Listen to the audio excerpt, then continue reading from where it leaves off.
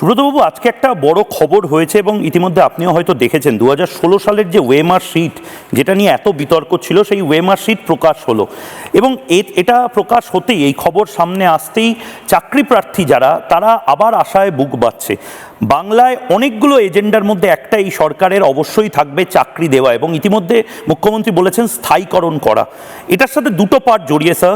একটা হলো এত টাকা আসবে কোথা থেকে পার্মানেন্ট স্টাফের, এবং দুই, আদৌ এই রিক্রুটমেন্ট পসিবল কি পসিবল নয়। টাকার ব্যাপারটা তো আমি বললাম, এটা নিয়ে মাননীয় মুখ্যমন্ত্রী কালকে একটা আলোচনা করবেন আমাদের সাথে, সচিবদেরও ডাকা হয়েছে সেই মিটিং এ, তাদের কাছ থেকেও পরামর্শ নেওয়া হবে। আর আপনি যেটা বলছেন স্থায়ীকরণের জন্য যে সেই চাকরির ব্যাপারে কি কি পদক্ষেপ নেওয়া যায়, এটা দেখুন, আমি তো এখনো স্টাডি করে উঠতে পারিনি। আমি দেখে তারপর সংশ্লিষ্ট সচিবের সাথে কথা বলবো।